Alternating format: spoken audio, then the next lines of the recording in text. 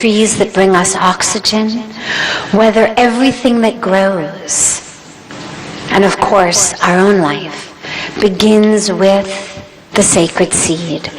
And Vandanaji has founded an organization called Navdanya. Her background, of course, is in science and physics.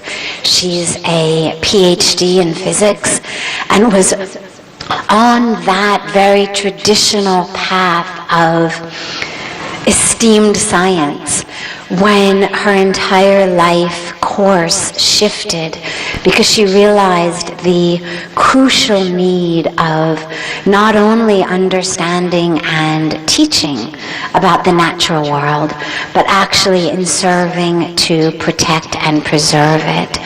And the organization Navdanya literally means 9 seeds.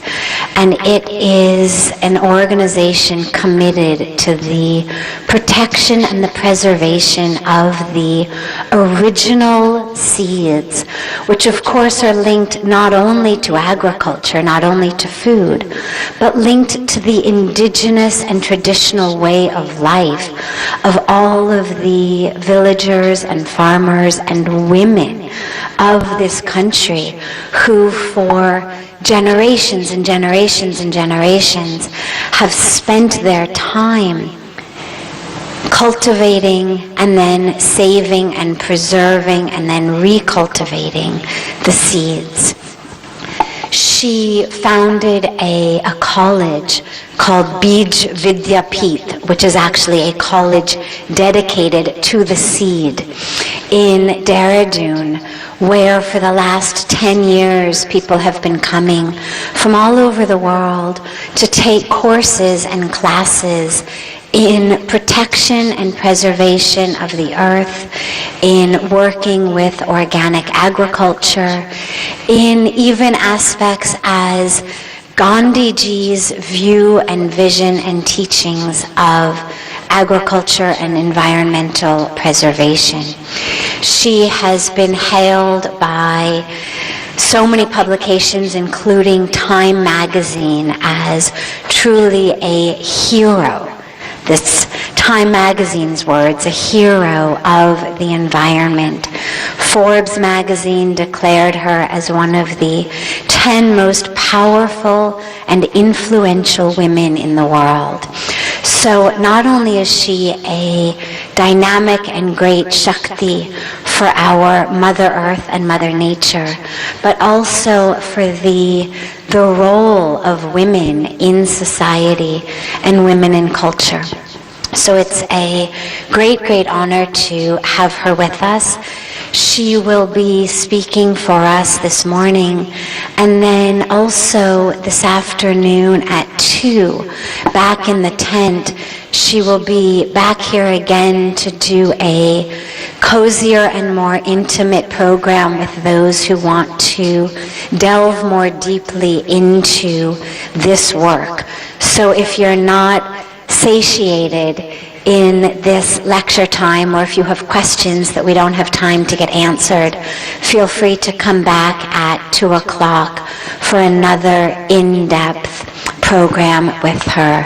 So we will have words of wisdom and inspiration from Dr. Vandanaji, and then our words of wisdom and inspiration from our Puja Sri Shankaracharya Ji Maharaj, and then questions and answers.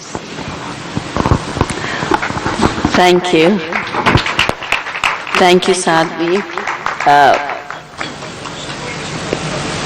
Shankaracharya Ji, Puja Shankaracharya Ji Maharaj, dear Swamiji, it's a joy to be back here at Parmarth, particularly to join you all for this International Yoga Festival. Yoga isn't supposed to be just a wonderful discipline for the body. It is much more. It is really the cultivation of the awareness of unity and union. And as the quotation from Swamiji in the little booklet says, it's a union with the divine. And it is also a union with the divine in life around us. What I feel very blessed about is that in India we've seen divinity not just in the river Ganga, not just in the little Tulsi, but in all life forms. And it's, for me, surprising that scientists say there are 300 million species. And we've said it from ancient times about the 30 crore Devta. And a Devta is not a person. It's the divinity that is the very expression of life, the basis of life. The reason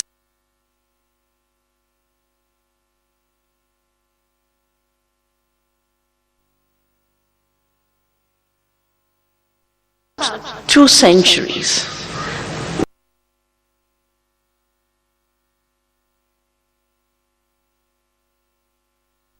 as if it's scientific, and I can't see how something that is not in alignment with the reality can ever be scientific. Because science, I was a little girl passionate about doing science, and the definition of science was to know. And I did physics because I wanted to know more. Now, here we have an entire paradigm that says science is to not know, to shut your mind through separation. I was also very fortunate to have been able to follow my mind and heart and searching for non-separation through physics, which is also where separation was born through the mechanistic paradigm. The idea that the world is made of separate things, they're not connected, they're not changing, they're immutable. Once they are made, they're there forever. Not true. Quantum theory teaches us there's nothing like a fixed thing. Particles become waves, they change, their potential. And most importantly, my thesis was on non-separability and non-locality in quantum theory. That's what we learned 100 years ago. 100 years ago. That you can't separate the world. Ecology is a new word for that ancient wisdom of non-separation, that we are one earth family, Vasudhaiva Kutumbakam. And as Chief Seattle said, we are part of the web of life, and what we do to the web, we do to ourselves. So not only has this idea of separation made us assume 2 very false things about the world. First, that nature, the earth, and we are separate. And second, an even more malicious assumption that the earth and nature and the universe are dead. And creativity then has been assigned where creativity isn't, largely in abstract constructions. We assume certain things, then we give them life. And we take life away from where life is, in its abundance, in her diversity, in the processes that maintain our river systems, our biodiversity, the fertility of the soil. And you've all come here for the International Yoga Festival, wanting both to improve your own well-being and well-being of your body and your mind. But there's another yoga we need to be doing every day. A conscious living in the context of our life in the earth. That too is yoga.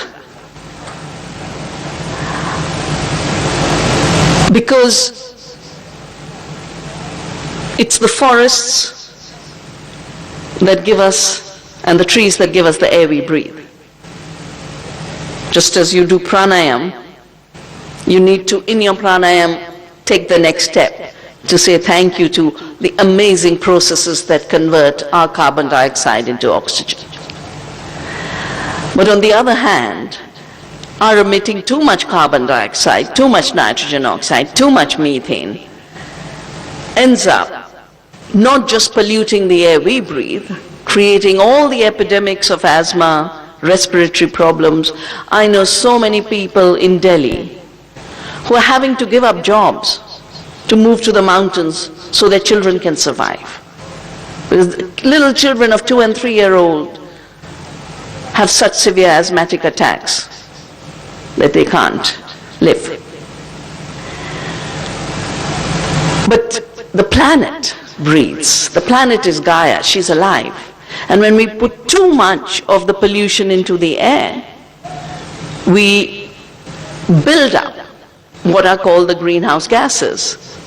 And just like we are sitting in this tent and the temperature inside is a little warmer than the temperature outside because of that greenhouse effect, the whole planet is becoming like a greenhouse because of that layer of pollution. And the 3 primary pollutants are carbon dioxide that comes from fossil fuels, nitrogen oxide that comes from synthetic fertilizers, methane that comes from all the waste we create, including 50% of our food. I was on a tour in New Zealand about 3 weeks ago, and I felt so sad because under the fruit trees was more fruit lying waste than on the fruit trees. And I said, why is this going waste? They are not suitable for marketing, the fruits. I said, how can something that was created on an apple tree as an apple not become an apple anymore?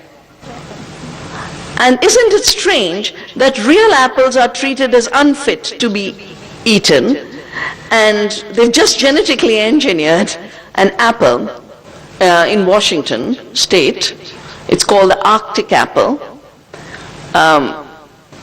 so that it won't go brown. Why don't we just eat an apple when we need to, or slice it when we need to eat it? You know why they want a non-browning apple?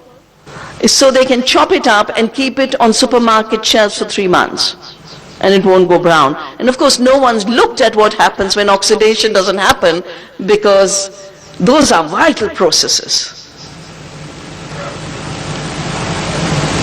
So all of those emissions that are building up because of the insanity of throwing away half our food, half of the food grown is wasted because we say uniformity is the way we should be.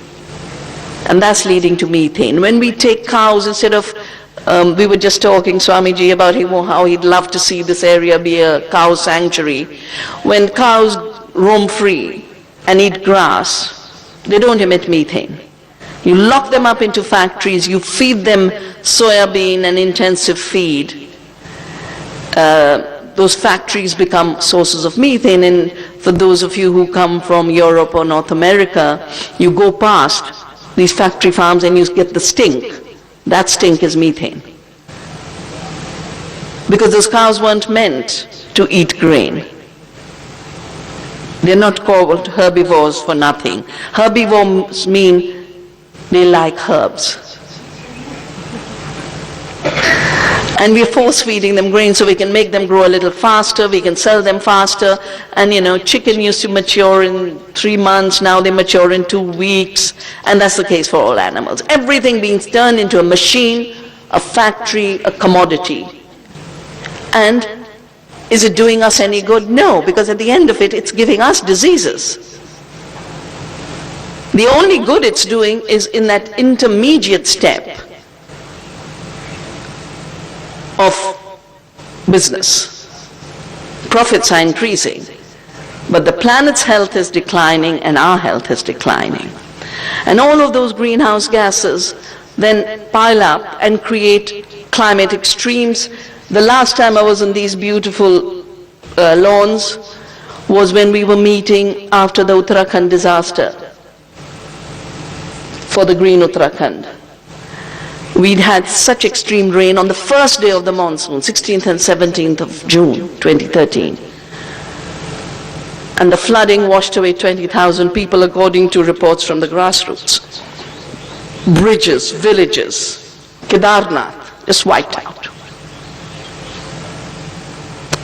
The false assumption that nature is dead allows us to think we can trample on her. But she's very alive. And off and on she says, "You spoiled brats, I'm going to teach you a lesson. I'll try and wake you up." And still most people don't wake up. We carry on as if doing the same damage is a cure. Or water, we are all involved in the Ganga Action Parivar. And at the last Kumbh, we wrote a call of the Ganga.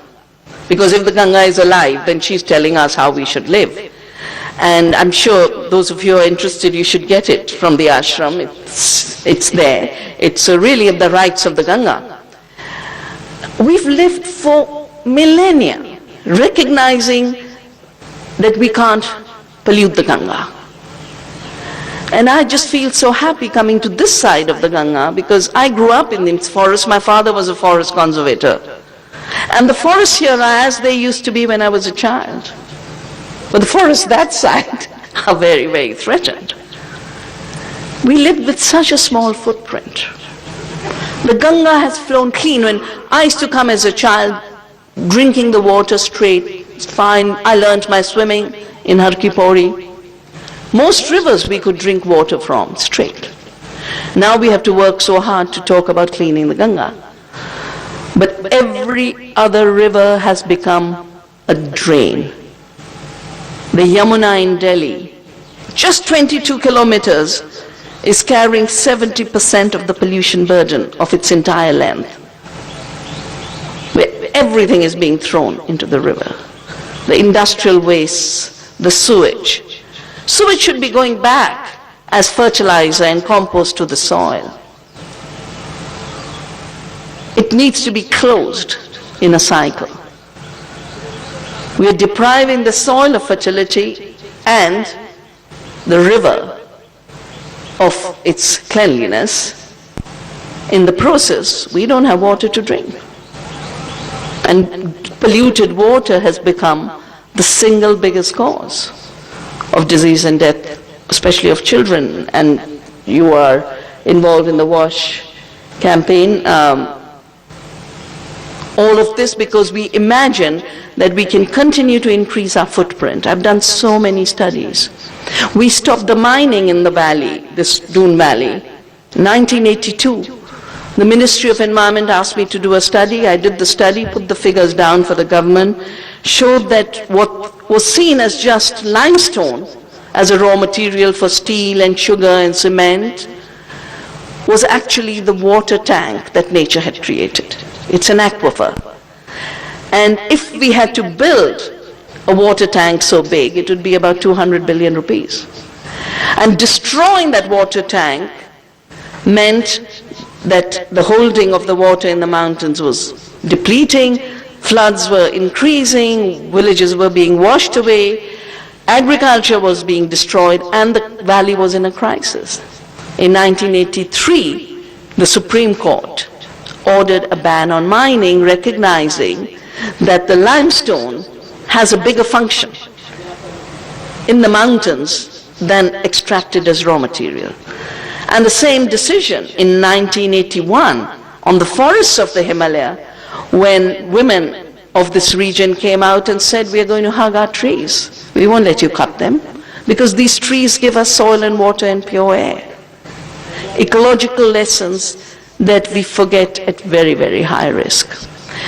But the most significant connection between nature, the earth, and our bodies and our minds is through the food we eat. The air we breathe, the water we drink, the food we eat. That's where we cannot say we are separate. And the food we eat is really a distillation of centuries of the work of our ancestors, our grandmothers, of millennia of evolution. In every seed is all of the history of evolution.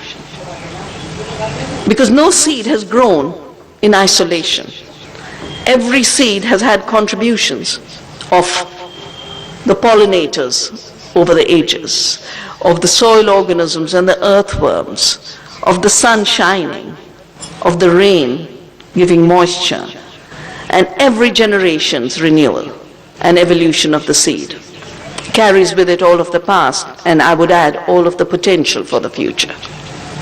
And yet, like everything else, we are treating the seed as just a mine of genes. They call it genetic mines. They have a new project, global project called DivSeek. DivSeek is extract from the seed useful genes. Now, what are useful genes? The very idea of the seed being dead and a gene being alive is scientifically very, very flawed. This is what a geneticist has written. I think Richard Levantine was at Harvard. DNA, the gene, is a dead molecule among the most non-reactive chemically inert molecules in the world. It has no power to reproduce itself. When we refer to genes as self-replicating, we endow them with a mysterious autonomous power that seems to place them above the more ordinary materials of the body. Yet if anything in the world can be said to be self-replicating, it is not the gene, but the entire organism as a complex system. And the entire organism as a complex system is an intelligent being. The reason yoga works is you make the intelligence of your body come alive, of every cell. If allopathy is based on us being collections of chemicals and molecules and finding another chemical to deal with one part of the problem, yoga is about seeing the self-organization and intelligence of our whole being in interconnection and union with other beings and the universe. So not only have we given a non-active construction, the gene, creative power, we've then given creative power whose only role is to move genes around. Who found it? They didn't find it. The technology was evolved in the public sector of recombinant DNA, chopping up parts of DNA and moving it. But now you have patents on seeds on the basis of one gene being moved. From 1987 onwards, when I heard about seed patenting from the companies that had brought us chemicals, from that day onwards I decided I would save seeds and started Navdanya, because for me life's integrity is so important. And given that India has such an amazing heritage of the recognition of the divinity of all life and all its integrity, I would plead with Pujya Shankaracharya ji and Swamiji, please create a multi-faith group to defend the integrity of life in the highest and deepest awareness of Indian philosophy, which is also totally aligned with the cutting-edge new sciences in quantum theory, in epigenetics, in agroecology. All of new knowledge is affirming union, non-separation, all. That you can't chop things up and pretend that chopping up doesn't make a difference. We were also very fortunate that in the period where the international free trade agreements were forcing us to change laws, we had a very, very good parliament, the government was open, we managed to put into place laws that recognize that life is not an invention, that biological processes cannot be patented. There's of course a big issue going on right now between the US and India, and I've written an open letter to President Obama when he was visiting for us, for our Republic Day, which is dedicated to Purna Swaraj, and Swaraj is self-organization. Self-organization is knowing with responsibility, with a deep awareness of your dharma, what is the right way to act, and to have the freedom to follow that path. Swaraj is very deep, spiritual concept that then guides social action and all political arrangements and the economic arrangements. And we talk about, in Navdanya, we talk of Beej Swaraj, the freedom of the seed and the freedom of the farmer to save seed. Jal Swaraj, the freedom of the river and the freedom of people to have access to clean water. Anna Swaraj, the freedom of food, because food, as the Taittiriya Upanishad says, food is Brahman. And food has integrity. In fact, it's recognized that everything is food, everything else is something else's food. The web of life is a food web, because the currency of life is energy, and food is energy. We talk about the Swaraj of knowledge in our minds. Now, having begun with this artificial construction of genes as separate as the source of, driving source of life in seeds, in life in food, we've ended up in a situation where our seeds and our food are being manipulated with only one purpose: how to use more chemicals. Chemicals that are leftovers from the war. So during the war, factories made explosives. Those same factories also made synthetic nitrogen fertilizers. Poisons were made, some like poison gases for the war, some for concentration camps, and those became the basis of the pesticides. Herbicides like Agent Orange started with their use in Vietnam, and today ingredients of Agent Orange are being used in agriculture, 2,4-D. So we've evolved a food system where first, in the name of the Green Revolution, we apply chemicals to agriculture, and now in the name of the Gene Revolution, we change the genetic structure of crops to use more chemicals from the same companies. For example, a Roundup-ready soya or a Roundup-ready corn is basically genetically engineered with Roundup-resistant traits, so more Roundup can be applied. What is the current status of the health of the planet and our health, and how is it related to the way we are polluting the earth and our food systems? My assessments are 75% of ecological problems, the pollution of rivers, desertification of soils, depletion of biodiversity, is coming from a model of agriculture based on chemicals and monocultures.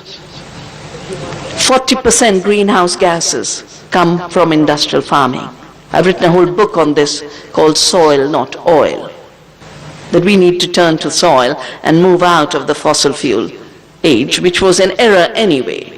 The reason the earth had put those fossil fuels so far down was to say, let them be. They've lived their life, now let them live another life. They weren't meant to come back up and be transformed into greenhouse gases. In my assessment, about 75% of human disease today comes from food. Take something like simple like wheat. We save seeds of wheat, and old wheats are delicious. They're full of nutrition.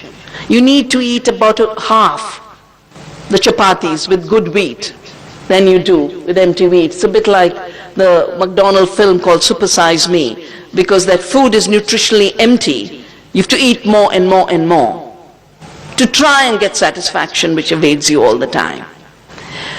Because wheat has been bred for mechanical baking, today wheat has led to huge wheat allergies. Every second person is allergic to wheat. Or take the Roundup Ready corn and soya. And more Roundup is being used as a desiccant to dry crops. The green revolution with chemicals requires a lot of water because these are all water-soluble compounds and they need water to be dissolved. So using 10 times more water to produce the same amount of food. So your crops are full of water, and in Punjab, they find out when the mandi will buy, then they come and cut their crop because the water will evaporate and the weight will become less if it stays for a while. Now in certain cases, the moisture is not good enough, and so farmers are being encouraged to spray Roundup as a desiccant. And what does Roundup do? I've just edited a book on some of these issues. It's available from Women Unlimited in Delhi. In Australia, it'll be available from Spinifex. In the US, it'll be available from North Atlantic Books. And this is where, a manipulated science is misleading us so much. So for example, the industry always tells us that Roundup and glyphosate cannot affect us because it only affects organisms which have a shikimate pathway, which human cells don't, plants do. But what they don't tell you is the bacteria in our gut do. And it's the gut bacteria that basically are responsible not just for healthy functionings of our bodies, but of our brains. More and more science, yoga is an ancient science that showed that the body and the mind are interrelated. That yoga and meditation help both because they are not separate. New science is teaching us that there's a very, very intimate gut-brain axis. That the soil, the gut, and the brain are one continuum. One continuum. What we do to the soil, we do to our gut, we do to our brain. I'll just give you two tiny bits of information that have come out from a colleague who's working in MIT, and her paper is in this book. So basically, glyphosate and Roundup chelate minerals. They lock them up. They form a cage around them. And some of these minerals are vital for our functioning, manganese being one of them. So this cage, this prison of glyphosate makes the manganese unavailable to our bodies. And we need the manganese for those bacteria to perform their roles. They contribute to amino acids like tryptophan, tyrosine, which in turn are precursors of neurotransmitters like dopamine, serotonin, melatonin. So what's happening is the killing of the bacteria, the locking in of the manganese is killing the amino acids, preventing them from acting, blocking the neurotransmission, and it's not an accident that neurological problems are growing and neurological diseases are growing. Everyone now says Alzheimer's. If you forget, you'd use it as a joke. Oh, I'm getting Alzheimer's. The figures of the US are scary. About 3 decades ago, 1 in 10,000 children had autism. 4 years ago, 1 in 68. Last year in the USA Today, I read 1 in 35. And on current rates of increase of autism, 1 in 2 children in the US will be born autistic. And it's all because of these disruptions that are happening. There's a 99.9% correlation between the explosion of these chemicals and GMOs and the explosion in autism. And yet the only thing that's done is shut down the research. The minute a scientist does independent research, there's an entire army to try and shut it out, rather than encourage more knowledge. I can't understand what could have happened to human society that instead of thinking of all of life on this planet, instead of thinking of 7 generations to come, which is how we used to think, instead of thinking of our own health, our children's health, we are only looking at the bottom line of a quarterly return of 5 businesses. How could the human consciousness have shrunk so narrow and become so shallow? Now, I see the big change coming from people like you. Because each of you acting with consciousness is making choices. You're making choices for responsibility towards yourself. But there is nothing like a fragmented responsibility to yourself. You can't have a perfect body in a diseased world. That disease will catch up with you. The best of yoga practitioners, if they're surrounded with toxics, do get cancer. So we need to be deeply aware of this two-way relationship, that the earth takes care of us, but we too have to take care of her.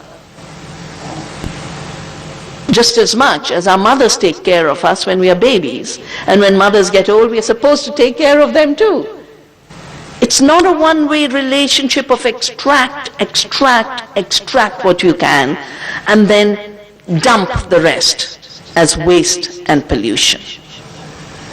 Because I'm a scientist, I do these calculations. Just written a book on wealth per acre, where we sat and calculated how much is the damage to the Indian economy through the environment and through our farmers, who are in such deep debt that they're committing suicide. Nearly 250,000, no more than 250,000, 291,000 farmers have committed suicide since 95. We added up those figures. It's $1.2 trillion a year. That's as much as our GDP. And we say we are growing because we don't look at the whole. We look at the profits in the trading system as more chemicals are sold. But sales of chemicals should not be an indicator of our well-being. The indicator of our well-being should be our biodiversity, our rivers flowing clean, us having access to clean water, everyone having access to healthy food. Healthy food, organic food, is not a luxury. It's a basic need. Because we are part of the web of life, food that is part of the web of life is the only kind of food we should be eating. Food that pollutes the web of life and then pollutes our bodies is a luxury for which we are paying as a society. In rich countries, $400 billion of tax money is given for the sale of these chemicals and the subsidy for industrial agriculture. 400 billion. In India, just for chemical nitrogen fertilizers, ₹1 trillion subsidies, which is bigger than our defense budget. When he did the report, I took it to our agriculture minister. I said, why are you blowing up public money to pollute our soils, to get our farmers into debt, to destroy our rivers? It's not organic that is a luxury.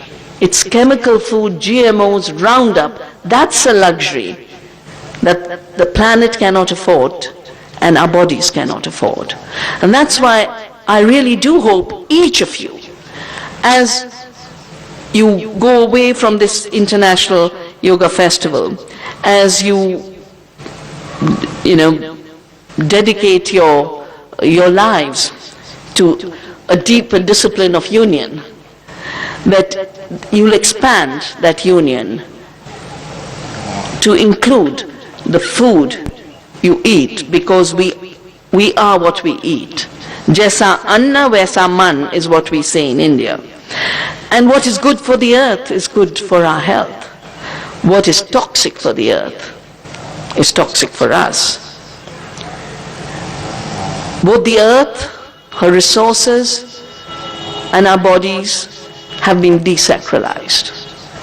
And desacralization is nothing more than the license to abuse, the license to violate.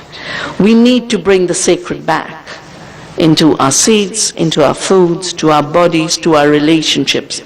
And you are part of an amazing movement that is changing the paradigm from one of separation and fragmentation, which is then leading to disease, to a paradigm of interconnectedness and non-separation, because it's out of that union that healing comes at the planetary level and at the personal level. Thank you.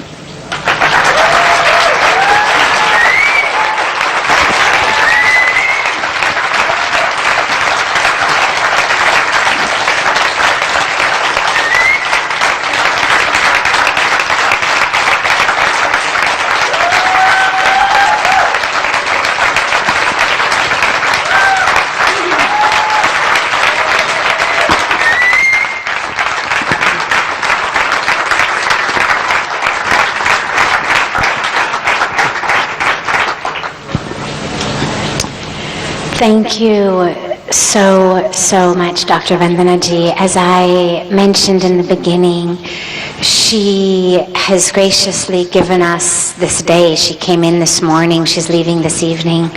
But at 2 o'clock after lunch, she will also be back here for those of you who want to delve more deeply into the work. I just wanted to highlight something that she touched on, which feels so important to me because we emphasize so much a concept of yoga off the mat. And yet to most of us what that means is a couple hours on Saturday afternoon, or once a week I go and I work for a charity, or I send in some small percentage of what I make to a charity, all of which are wonderful things. I don't mean stop doing that. But when we talk about yoga off the mat, it actually means that which fills every minute of every day of our lives. It's not a Saturday afternoon volunteer position or a check once a month to a nonprofit. It really is how we live. And the very, very first yama of the whole 8 limbs of yoga, so therefore what we can call the foundation of yoga, long before we get to the asanas, long before we get to pranayama, the very first yama is ahimsa, non-violence.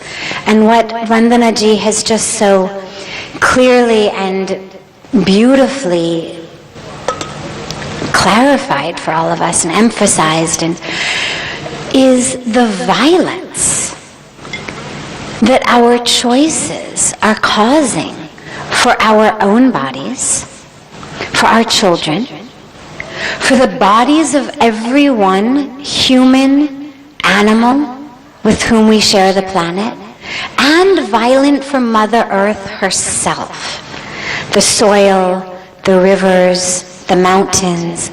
And so if we are actually going to consider our practice yoga rather than exercise or acrobatics, we have to begin with the foundation of nonviolence.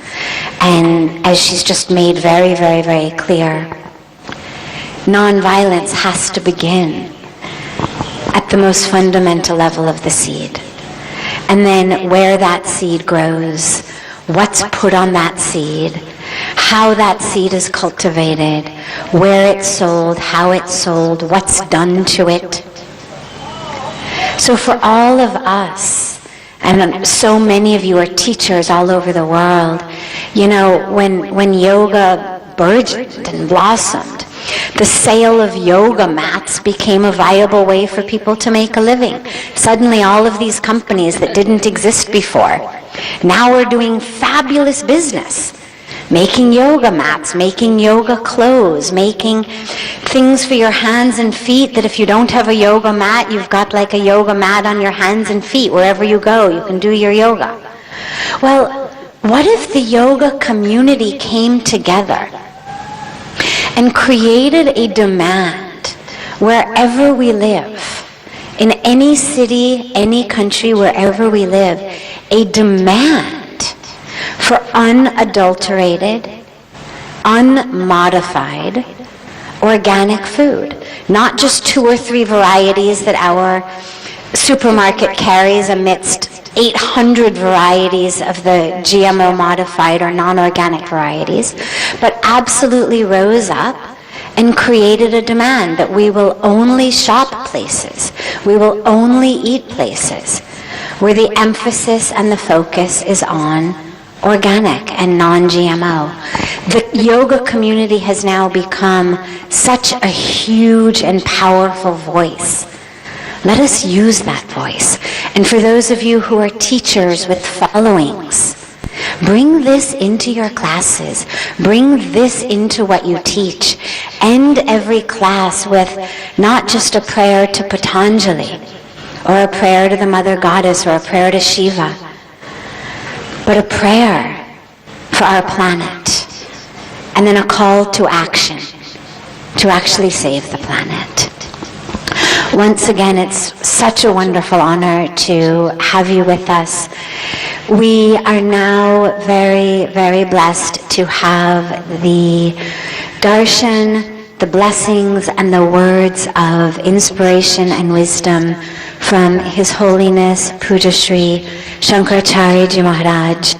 Just before that, I would ask Puja Swamiji to give him a special shawl, because he has to leave this afternoon after the class, and just as a symbol of our love and our devotion and our gratitude on behalf of all of us.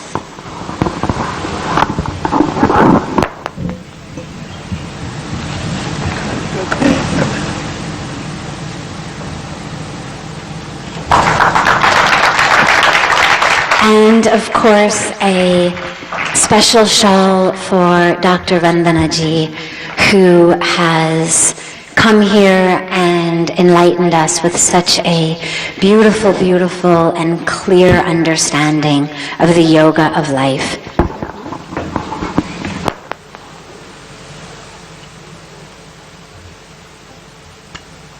Puja Swamiji has asked that I call Kia and Laura and Gurmukh to come forward on behalf of our Yoga Shaktis, and Erica, come forward, our Shakti Yogacharyas, to offer the shawl to Dr. Vandanaji.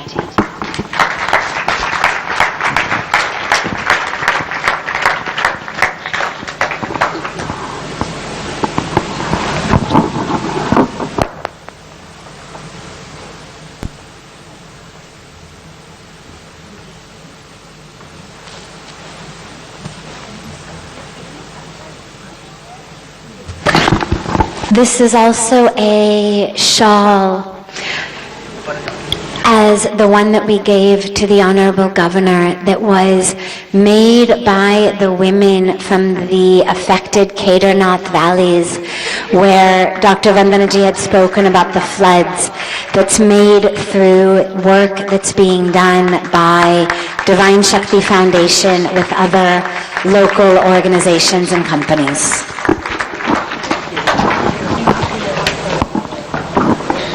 So a Divine Shakti Foundation gift for our beautiful Divine Shakti.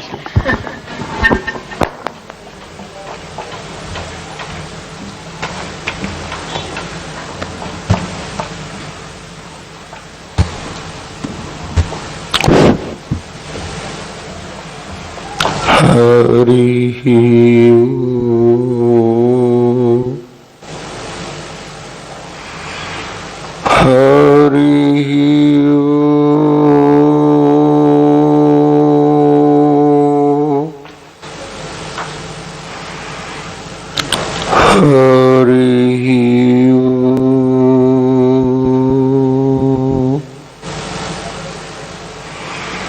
ओंकारं निगमैक्यवेद्यमनीषं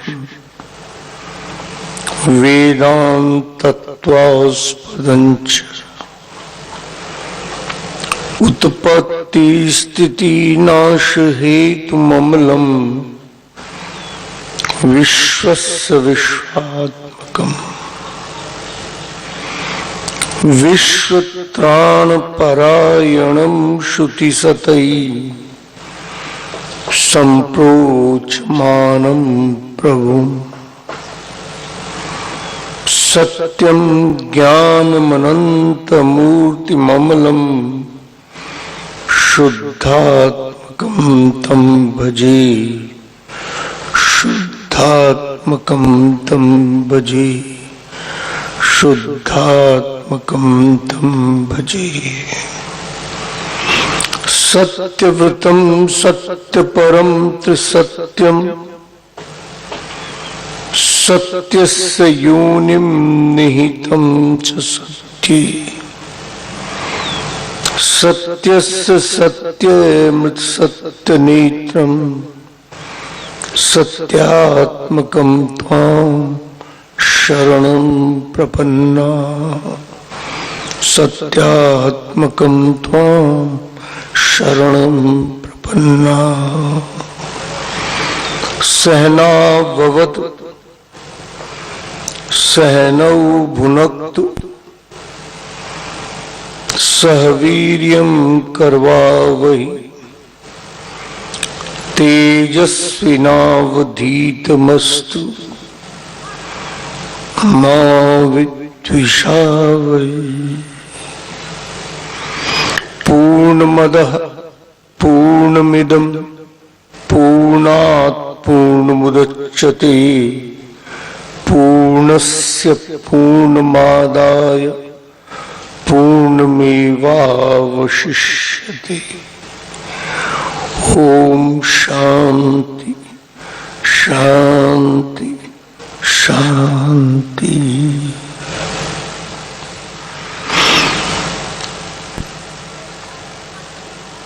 Most respected Swamiji, His Holiness Shri Chidanand Saraswati Ji,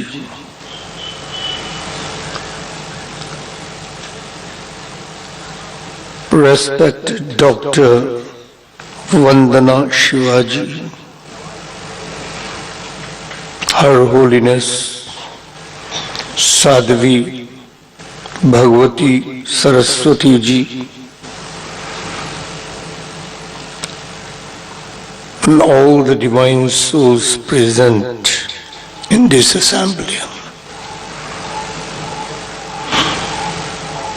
I have been asked to speak on a topic, gift of peace. I'll start with a mantra from the Vedas. Om Dyav Shanti Antariksha Gwang Shanti Prithvi Shanti Rapah Shanti Rokdayah Shanti Vanaspatayah Shanti Vishwe Devaha Shanti Brahma Shanti Sarvagwang Shanti Shanti Reva Shanti Sama Shanti Reti.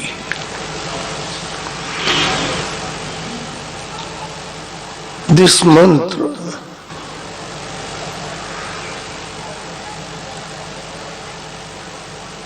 explains where the peace should be. It says, let the peace be in the unseen areas of which we have imagined but we don't know that is beyond the heavens. Let there be peace in the space, peace in the earth, in waters, in medicines, in plants and vegetation. Let there be peace in the devatas of this universe. Let peace prevail in the ultimate transcendental reality, that is the Brahman. And then the mantra says, let there be peace to the peace itself.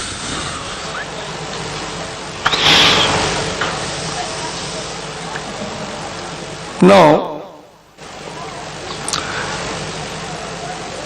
there can be two subjects to study about peace. One is the outer peace and one is the inner peace. As far as outer peace is concerned, even the politicians, they talk of it. The socialists also, they talk of it. And I was saying the other day, the century which has gone by had witnessed tremendous progress as far as scientific results are concerned. Even we had made tremendous progress as far as transportation and communication is concerned. We can reach any part of the world within 24 hours. We can communicate with anyone in the universe within seconds.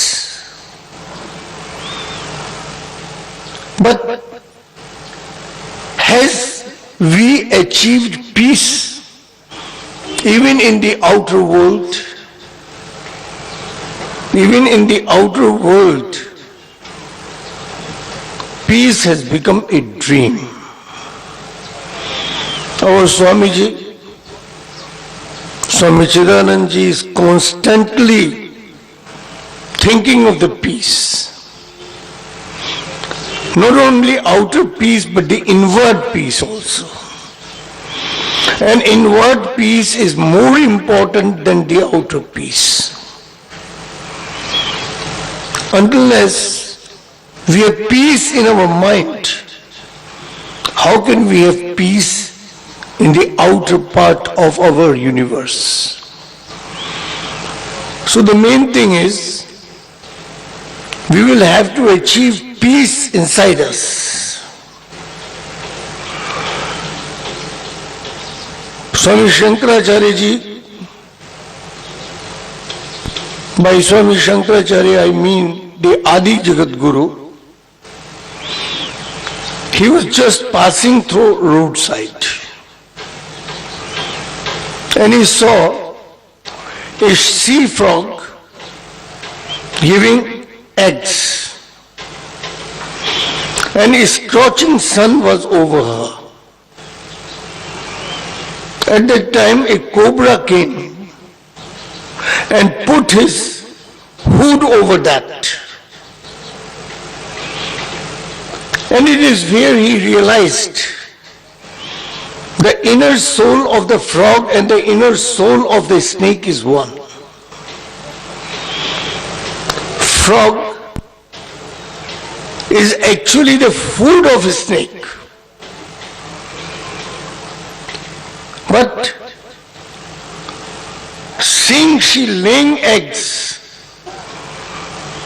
the cobra, in the heart of his heart, thought it is his duty to protect her at that time, and he protected her.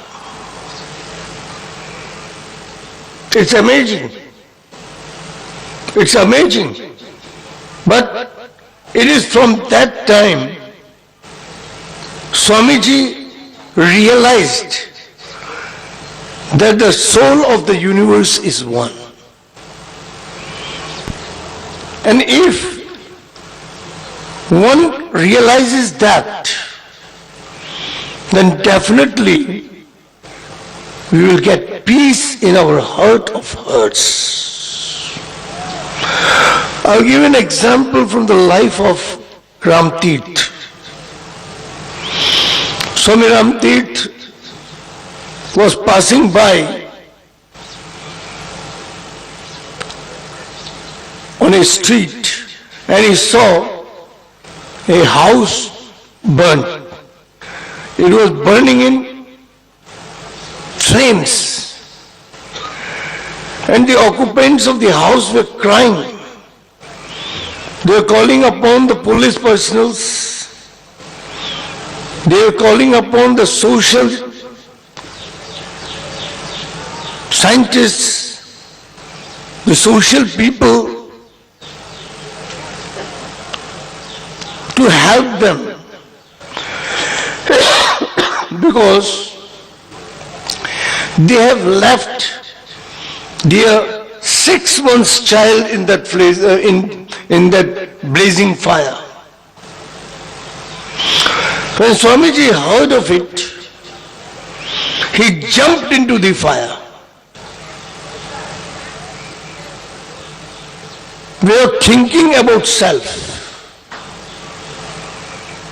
And when we do something for others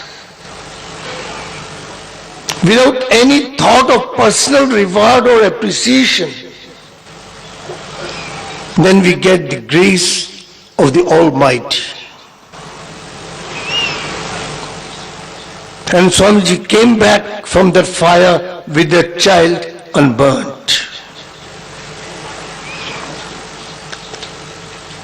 The occupants of the house and the parents of the child were very, very happy. And they put their passbook and the checkbook in front of the Swami and said, you can fill up as much as wealth you want. And the Swami said, I didn't do it for wealth. But can you give an answer to one of my questions? He said, yes. He said, do you love this child? And the parent said, more than ourselves. He said, why are you telling a lie? If you had loved this child over yourself, you would have jumped into the fire. You were shouting, you were howling, but why didn't you jump into the fire? Because you love yourself more than anyone else. Then how can we get peace? When we become so selfish that we think only of ourselves, can we attain peace? No. How to attain peace? A journalist had approached Maharishi Raman with this question, how to attain peace? He said, inquire into yourself.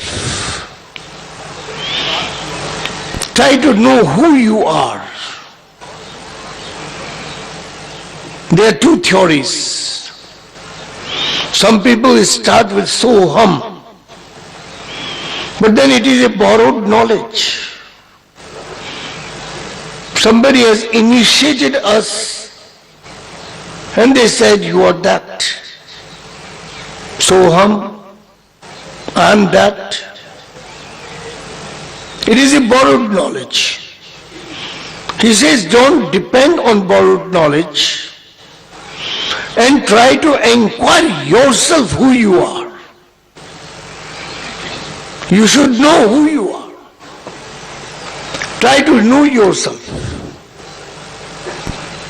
With a question, Ko hum? Who am I? The first answer will be the name with which you are called in this world. Suppose somebody asks me who you are. I'll say, I'm Divyanand. But then, is it my true self? Is Divyanand my true self? No, before that, I had been teaching. I was a teacher. And prior to that, I was a student. And prior to that, I was a boy. And then a child in the lap of my mother. There I think your life and my life coincides. We all were children once in the lap of our mother. But when I reached the childhood and asked, is it my real self? It said, no, before that I was in my mother's womb. And if we enter the mother's womb and ask her, is it our true nature? No. Before that, we were in our father's womb. We know the period that we existed in our mother's womb. But what about the span of time in our father's womb? We don't know, but we were. In our scriptures and theology, there is a term, Ardhanarishwar. Half man and half woman. That is Ardhanarishwar. I think we all were Ardhanarishwar when we existed in our father's womb. The positivity was also there and the negativity was also there. We had both qualities. We had the masculine quality as well as the feminine quality. When we entered our mother's womb, if the mother's womb had the power to project me as boy, I was born as a boy. And had she power to project me as a girl, I would have been born as girl. So when we were in our father's womb, we were Ardhanarishwar. Both the qualities, the masculine quality as well as feminine quality was in us. And if we ask, is it our true self? No, before that we were blood. And before that we were vegetation. We were food. And prior to that, we were earth, the soil. And prior to that, water. And if we ask water, is it my true self? It will say, no, I am a compound of hydrogen and oxygen. And so, we will have to go further back. Before water I was fire, and before that air, and before that the ether. The Upanishad talks of even before being born as the ether, I was a word. Even Bible talks about that. Bible says in the beginning there was word and word was with God. The creation came because of the word. Even today science talks about the Great Bang.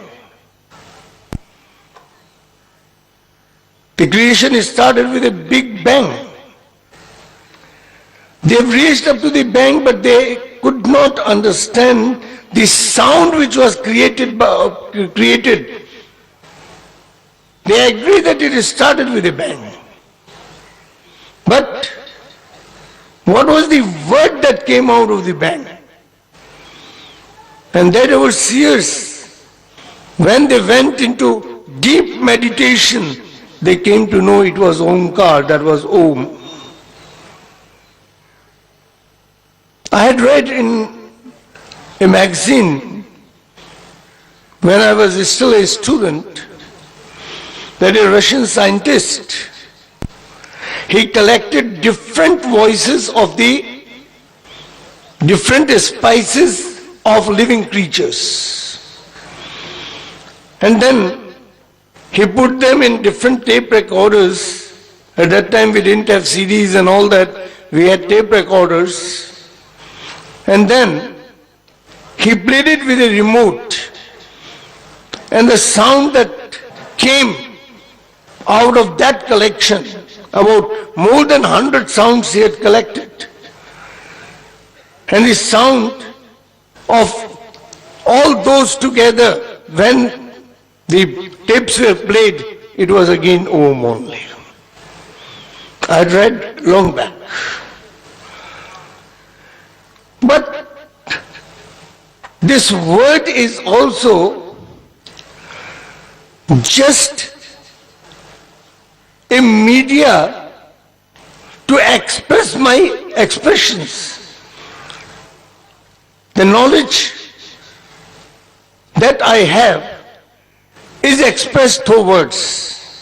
So before word it was knowledge, there was pragya, there was vidya, there was called mahatattva technically. And before that I was nature. We were hearing a very beautiful speech from her, nature and yoga combined. So it was nature. And before this nature, what we were, our science has reached up to nature, but what is beyond nature? Unless we reach that point, what we were before nature, nature came later on. What we were before the nature, when we reach that point, then of course the mental peace will come. Unless we reach that point, unless we realize that point, what we were before this nature came, because nature we can perceive through our eyes. Nature is in front of us. Nature is there. So an inquiry into nature is not a very big thing. Who created this nature? How this nature came into existence?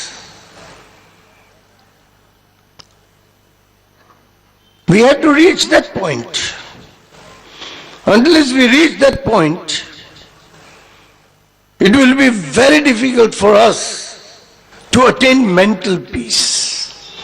Mental peace can be achieved only, and that is the real gift of peace. To attain the mental peace is the real gift that peace can give us, or this universe can give us. For that, I have got certain points. What should we do to attain that? The minimum that we can do. I'm not talking of the higher stages that the seers had gone into deep silence and they perceived it. Most of You are householders. And so being householder, what should you do? Minimum that you can attain that state. First thing is be truthful to yourself. Are we truthful to ourselves? No, we are deceiving ourselves. We are deceiving ourselves. Minute by minute. So the first thing that one should inculcate in our personality is be truthful to yourself. I don't say be truthful to others. Be truthful to yourself, and once you are truthful to yourself, you will be truthful to all. First be truthful to yourself. And daily, before going to sleep, introspect on a daily basis how you have conducted yourself during the day. The whole day, what you have done. Try to introspect. Try to, when we were in the school days, we used to write diary daily. Why don't you do it now? We should do it. And write earnestly. Write truthfully. Most of us, when we write diary, we write our praises. We don't write our vices. What wrong I have done, I never try to write in the diary. Why Gandhiji is called as a saint? He was a householder. He has, I think, about 9 children. And even then we called him a saint because whatever he did in his life, he wrote with truth. His autobiography is called My Experiments with Truth. You may write your praises or you may not write your praises, but at least write your vices. Because that will pave a path for you to improve yourself. Third is, devote some time to yourself every day. We don't devote any time for ourselves. We devote for others, but about yourself? Unless you devote your time for yourself, at least 10 minutes daily, sit, close your eyes, and let any thought come to it. Let it be good or let it be bad. Once somebody asked me, well, when we sit for meditation, our mind goes here and there, it withers like anything, so what is the use of sitting?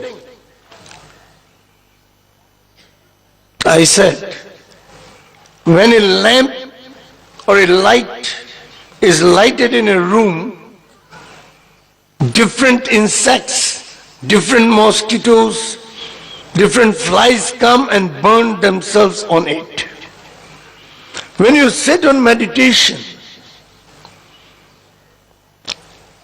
the mundane knowledge and the mundane thoughts that are stored in your Shushmana.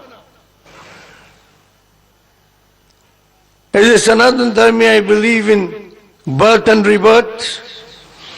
Of course, my Christian friends will not believe in it. My Muslim friends also will not believe in it. They don't believe in birth and rebirth. But I believe in birth and rebirth. Because of our past actions or actions of this life, they are stored in our Shushmana.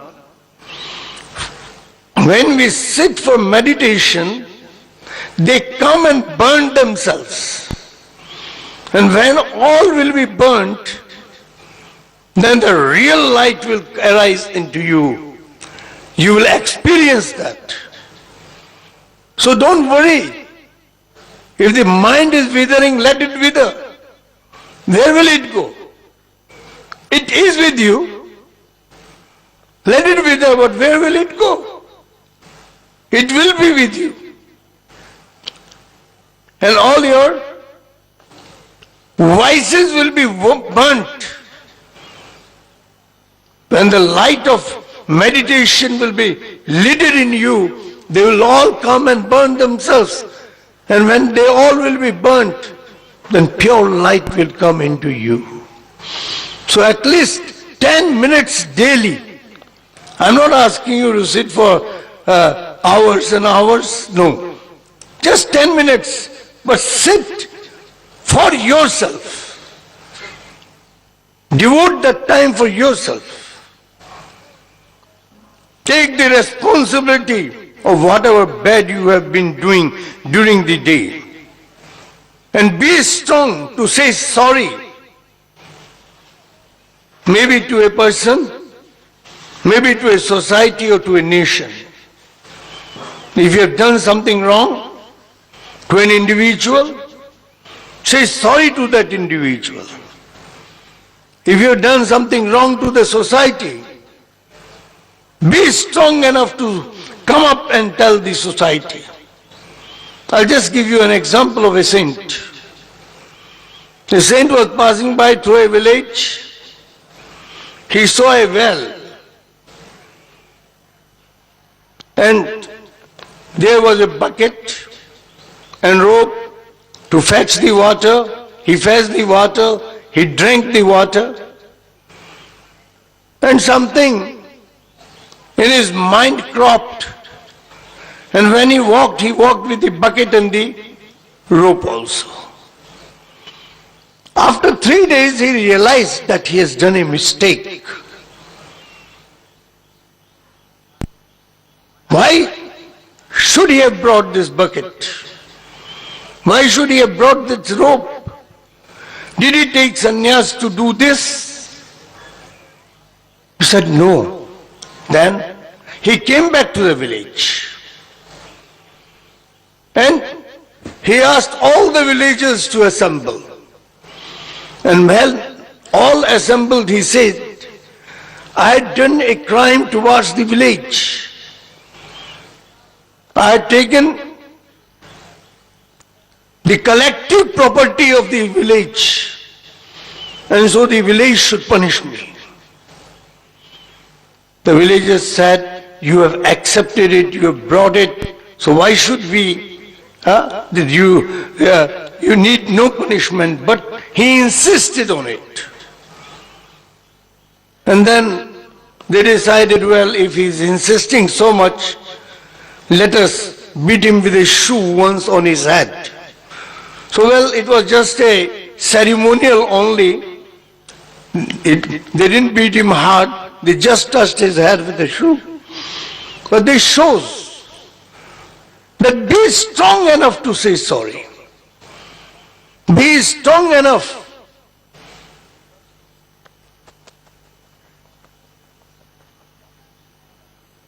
to accept your vices. Be strong enough to accept your wrongdoings, maybe towards an individual, or towards a society, or towards a nation. Do it. Cease from committing the error again. You have done once, you have felt sorry for it, but if you do it again, no, that's it. Never repeat the error. Never repeat the error. If you repeat the errors, then you are at the same place where you were standing before. So never commit it. Try to be generous. Generous towards those who don't have. You should be generous towards them. You have. It is the gift of God that you have got. So you should be very, very generous towards those who don't have.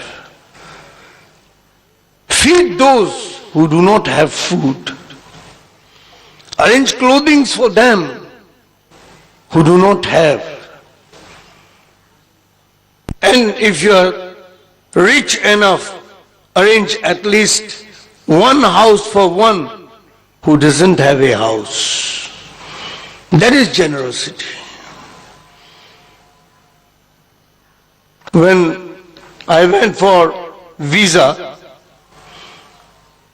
for America, our Gurmukhji had invited me to our Golden Eagle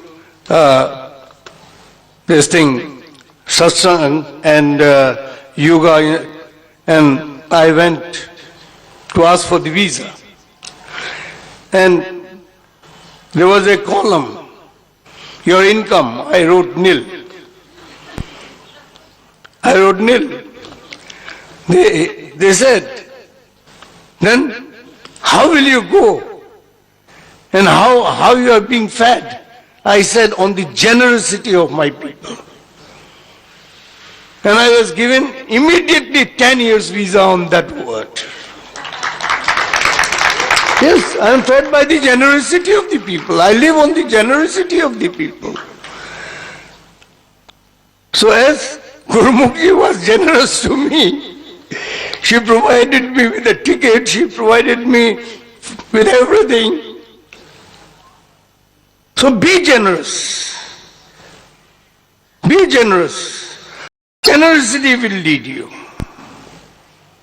Always remember the love you got from your mummy, that is mother, from your father, from your guru, and from God. Never forget that. Never forget that. I got an SMS from a young girl a few years back. She wrote, when we were very young, when we did not know even to speak, our mother could understand everything seeing our face. To her today, when we have grown up, we say, Mom, you don't understand me. She understands everything. But maybe she doesn't want to say anything. So never forget the love she gave you when you were a child. And even today, she loves you above self. Every mother loves her child above self. So never forget her love. Never forget the love that your father gave you. You have been risen up by his love. The Guru, both of the secular education as well as the spiritual education. We wouldn't have been anything if they had not imparted knowledge. I'll give an example from my life.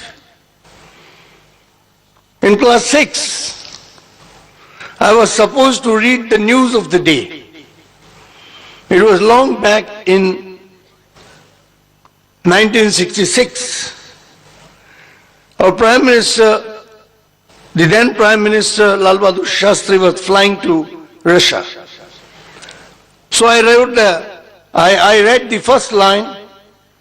The Prime Minister Lal Bahadur Shastri is on way to Tashkent for peace talks with General Ayub Khan, and I fainted. First time approaching the stage, I trembled and I fainted. I was removed to the the school infirmary, that is medical, this thing. In the last period, I was called by my headmaster as well as my principal. And the school in which I was studying, called by the principal means either for reward or for punishment. I had not done anything that I would have been rewarded. So in the heart of hearts, I felt that I'll be punished. First I approached the headmaster, Major B.S. Mohan. And he stood up.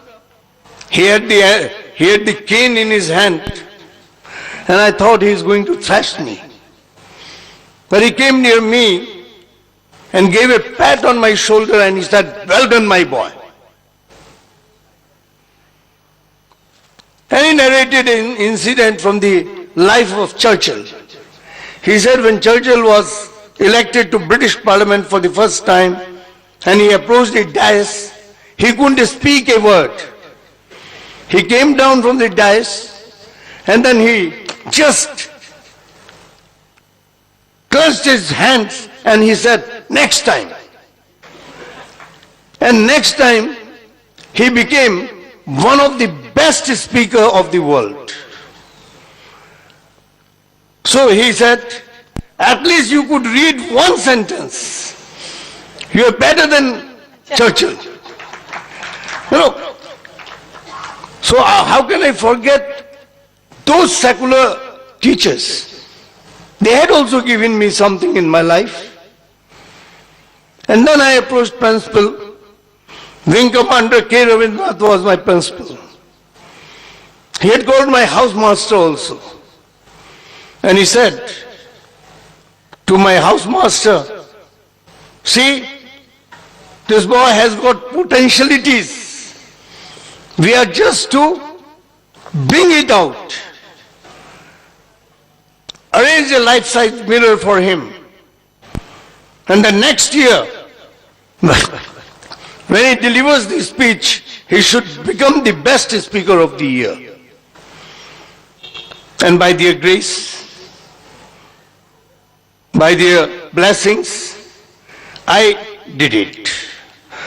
I'm not saying it to expose myself, but I'm saying that even the secular teachers who have taught you, they have given you something. Be grateful to them also. And always be grateful to your spiritual teachers. Because they have given you the real vidya, the real knowledge for which we were born. It is they who have given. And at last, love yourself. Love yourself. If you inculcate love for yourself, you will be inculcating love for the whole universe. Because you are part and partial of the universe. So love yourself. And when you love yourself, and you will love others, then definitely the transcendental peace will come to you. It is the transcendental peace for which we have taken human birth, and if that transcendental peace comes to us, our life on this earth is successful. Thank you for patient hearing.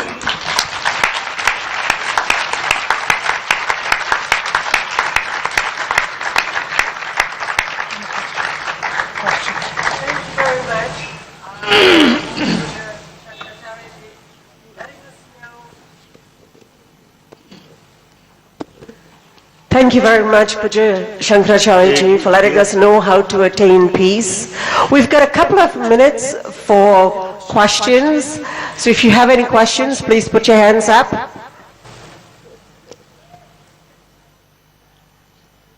Give him the mic. Okay.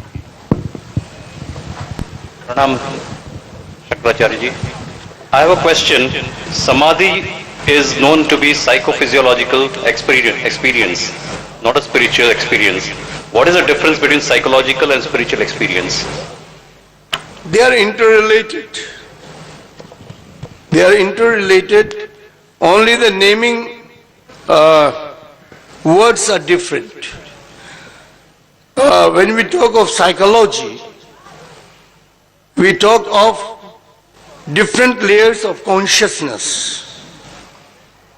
The consciousness of the waking state, the consciousness of the sleeping state, the consciousness of the sushupti, that is deep sleeping state, and the super consciousness.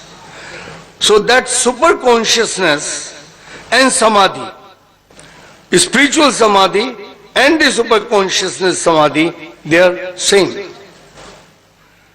So psychology,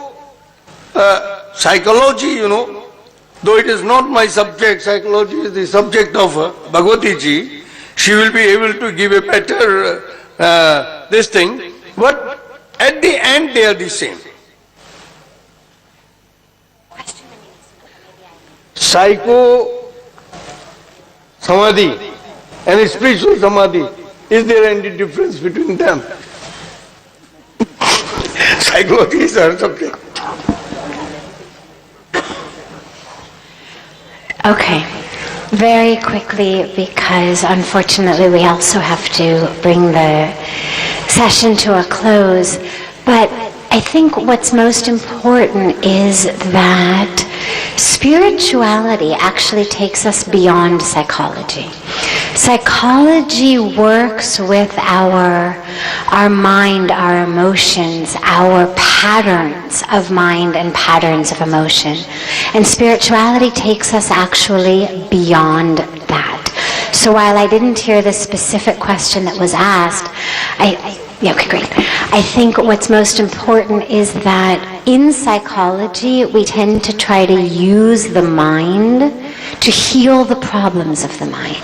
And that becomes very, very difficult because it's very difficult to use the same place from which the problem comes to treat the problem. And so we tend to get ourselves into mind games where we can write books about our problems, give lectures on our problems, and yet are actually still suffering from them because we don't know how to move out of the mind.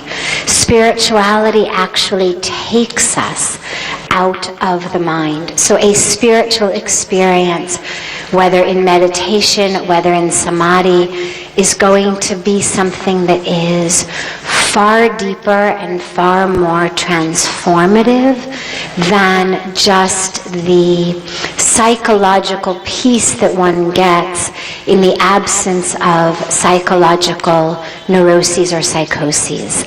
And to conclude, I will give the mic to Dr. Vandanaji to shed some light on this as well, and then we will bring the session to a close. Two very quick additions. That fragmentation that's been part of the mechanistic worldview has also created a very artificial divide between the body and the mind and spirituality. And part of what the new connections are showing is these divisions are very artificial. Psychology is a very recent invention. Healthy mind, evolved consciousness are ancient. And psychology often gets abused. I talked about healthy eating, the imperative of healthy eating. And of course, the movement for conscious eating is growing. Psychologists have come up with a new word saying anyone thinking too much about healthy eating is suffering from a psychological disorder, and they've given it a new name, orthorexia nervosa. So I think it's time to sort of move to the interconnectedness, and rather than have spirituality derived from recent constructs, assess recent constructs from time-tested wisdom.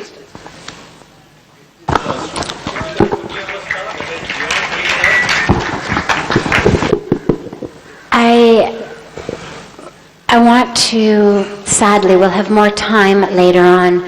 You know, Pujya Swamiji always emphasizes that 3 things are very important: thought management, tongue management, and time management. And so in honor of my Guru's teachings, we are going to exercise time management and have to bring this session to a close. For Pujya Sri Shankaracharya Ji Maharaj, it's been such a wonderful blessing and honor to have you with us these days.